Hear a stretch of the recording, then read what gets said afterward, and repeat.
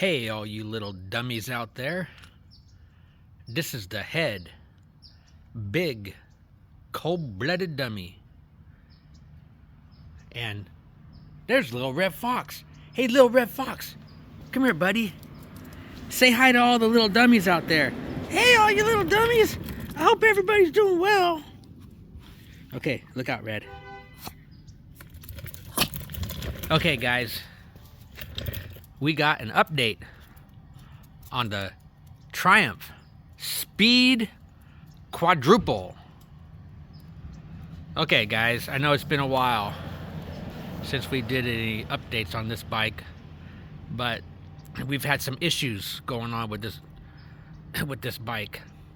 So back about 6 months ago, I was out riding around, and I was just riding around locally by where I live here, and I had just went to the gas station and gassed it up, and as I was leaving out of the gas station, bam, something went wrong. I was like, the bike wouldn't go into gear and everything. I was like, what the hell? And it turns out the original clutch cable broke. Okay, so let me show you guys. So the tip of the very tip broke right off, and so then it was stuck in first gear, so I had to just pull over and kill the motor. And then I was about a mile from my house, and it was like in the evening, and and I ended up pushing this son of a bitch about a mile home. Anyways, the original clutch cable, if you look right here, you can see where, I ordered this is a Vinhill. It's called the Featherlight clutch cable. Okay? It's from England, and it's the exact same fit and everything for this Speed 4. And if you notice down here, it has a reinforced little trunnion on the end there where it connects onto the clutch lever. Okay, see that right in there, guys? It's got a reinforced trunnion. Anyways, the original clutch cable, it ended up, I didn't realize, but it had a kink in it right here. And then it was wearing against, look at that right there, guys. It was wearing on the edge of the radiator. Okay, see that right there? And it wasn't allowing itself to, now if you look at it, it will slide in and out. And it has a nice loop to it. And the Vinhill cable has a special liner that allows it to be real light, like a feather light. So I got that back together, and then started riding the bike again.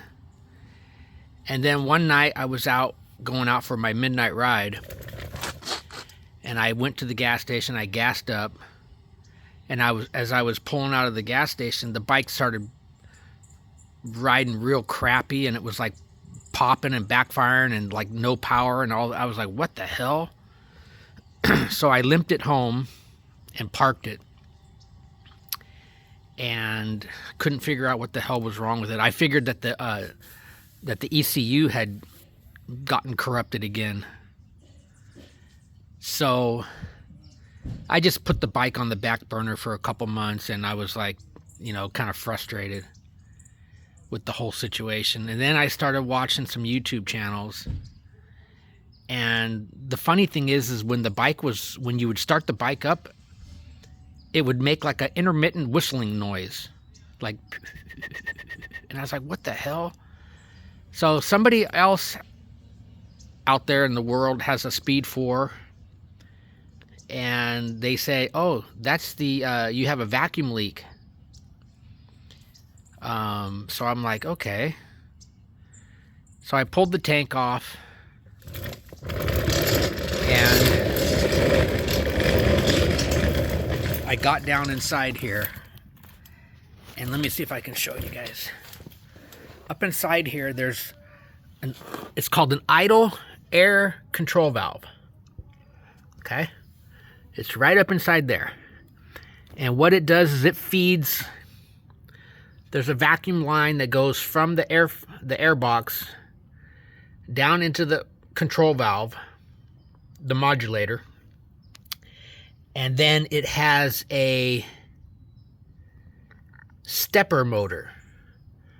And that little stepper motor is supposed to regulate bleed air so that it'll regulate the idle. Well, there's 4 vacuum hoses that come off there. 2 of them had actually just completely broken. The rubber ends had rotted away, and they broke completely off. So it was completely massive vacuum leak. And that's what the whistling noise was. So let me go show you guys.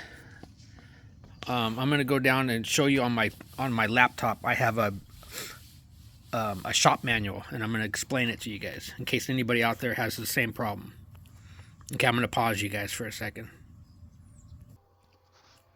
Okay, guys. So here is the shop. I have a shop manual for the 2003 Speed 4. So this talks about the idle air control system. And the system has a controlling influence over the following: idle speed, induction air supply during engine overrun, air-fuel ratio correction when operating at altitudes above sea level, and cold and hot start air-fuel ratio correction. So the idle control valve system is vital for for how the engine runs. And when you have leaks and stuff on vacuum leaks on that little system, it's not good. Okay, hold on one second, guys. Pause you again. Okay, guys. So this talks about the adaptive stepper position.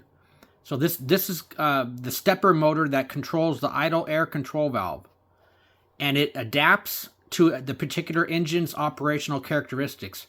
So what this means, guys, is that it's a self-learning. So even way back in 2003, when this bike came out, they had self-learning adaptive ECMs that learn the best and the optimal way for the bike to run. So, okay, hold on a second, guys. I'll pause you for a second. Okay, guys, I'll show you where the this is the idle air control valve, and then down here is the stepper motor. And the stepper motor has a wire plug going to it that's controlled by the ECM. And when I took my stepper motor out and everything, because on the stepper motor there's 4 hoses that connect to the stepper motor, and then those hoses go over into the throttle bodies, 1 into each throttle body. Also, there's an O-ring right there. So when you plug the stepper motor into the housing, it's supposed to have an airtight seal. Well, my O-ring had shrunk and it wasn't sealing it anymore. So there was also a leak there. And I had the leak at the 4 hoses. So I put a new O-ring in it, and I put all new hoses on it and everything. And that fixed my idling problem. And now the bike runs like a raped ape. Okay, hold on a second, guys. Okay, here are your throttle bodies. And then these individual runners, that's where the vacuum port comes off of on each one.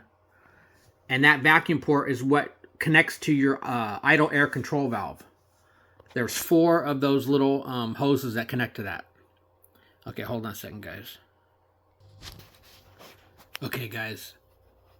So when the idle air control valve is in operation, the stepper motor opens the air control valve by a variable distance, allowing a controlled supply of air to flow along a series of pipes into the induction system. This air is fed to a point between the throttle plates and the inlet valves.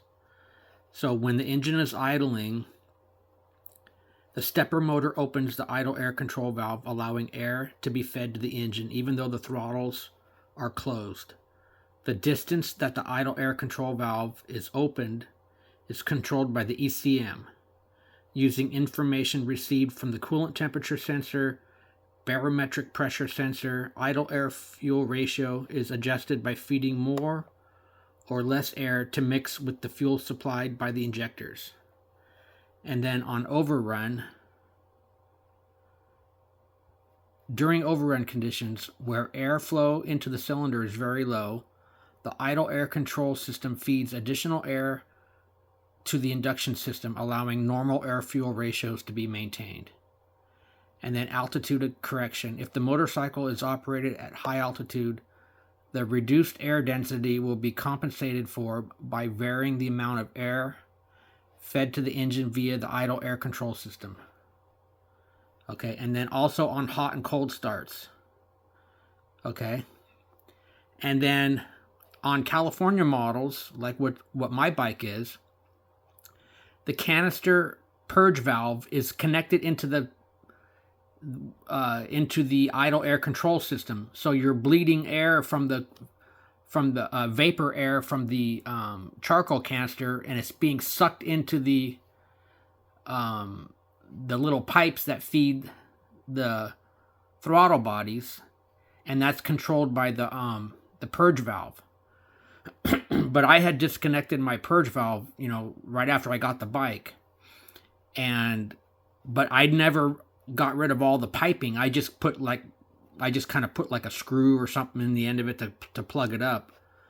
So what I ended up doing was when I replaced all my vacuum hoses, I eliminated all of the extra piping and the tees and the fittings and everything that was coming from my charcoal canister.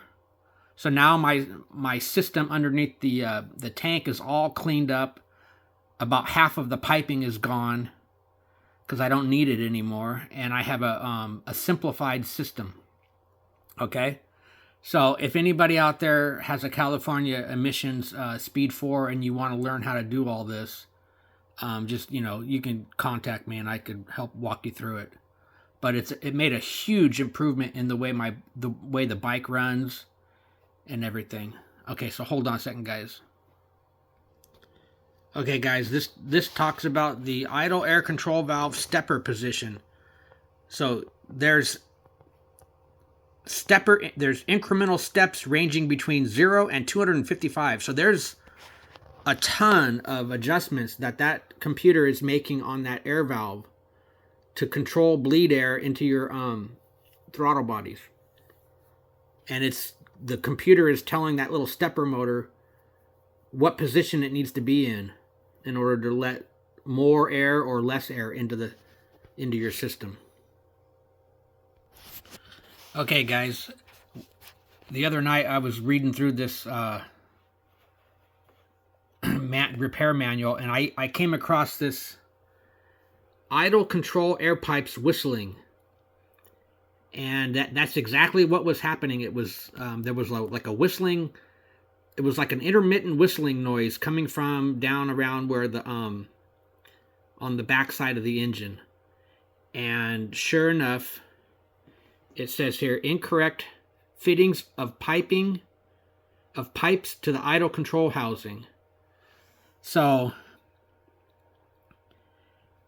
it even has in this repair manual, it tells you what that whistling noise is. So if anybody out there is experiencing that, poor idle and lack of power and everything, and you hear a whistling noise coming from somewhere down by the back of the engine, more than likely you got a massive vacuum leak on your IAC valve. Okay, hold on, guys. Okay, guys, here is the idle air control valve. And this pipe goes up to the bottom of the air box. And then you've got 1, 2, 3, 4. Each one of those little pipes goes over to the each throttle body. Okay? So that gives you an idea what that little gadget looks like. Okay, here's another view of the idle control valve and the stepper motor. And then number 2 is pointing to the O-ring. And then here's another view of the of all the piping and everything. Okay, guys. Here's one final view of the piping and all of the hoses. So over here, the pink, that's the idle air control valve. And then it goes up, a hose goes up into the bottom of the air box. And then the green is each of the pipes that goes to each of the throttle bodies. And then if you notice, there's a T here, and that T comes off and goes all the way back here to this little vacuum switch.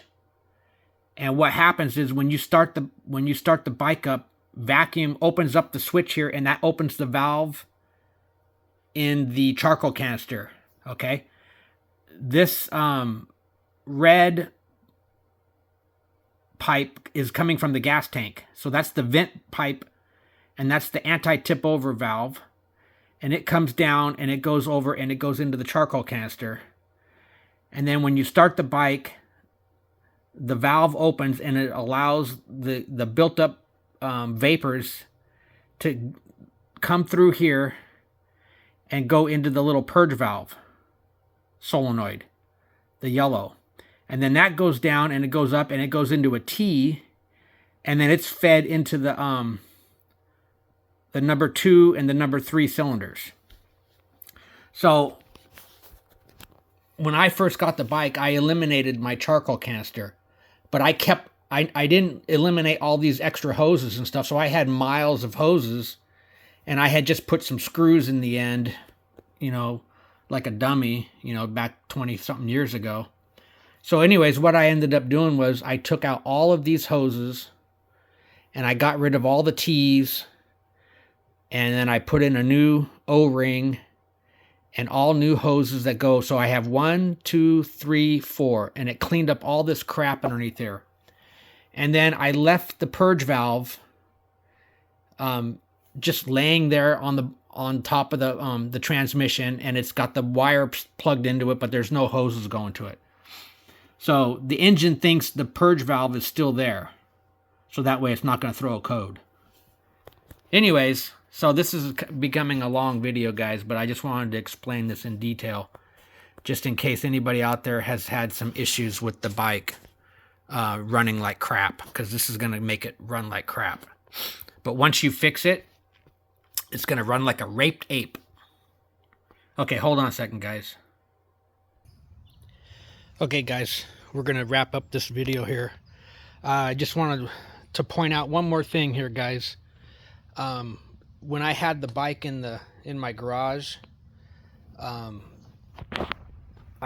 bumped into one of the blinkers, the original blinkers, and it broke. 2 of them ended up breaking because the plastic was all old, and so I ended up getting these little LED blinkers here, and that came from this came from Amazon. So let me show you guys. Those are sequential. And then I put in dual LED brake lights. So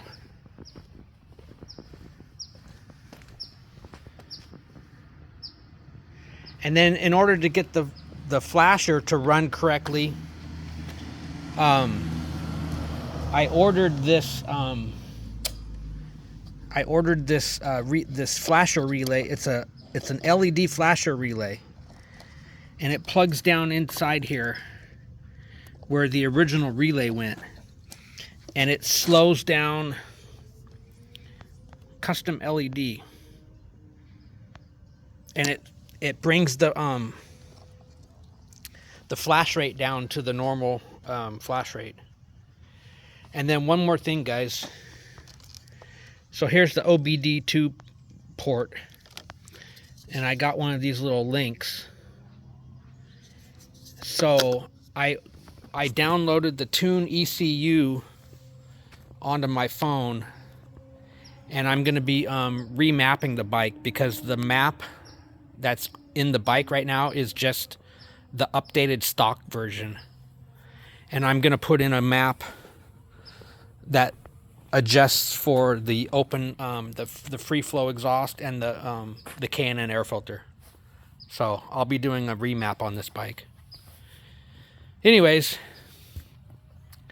this is the Head Big Cold-Blooded Dummy signing out.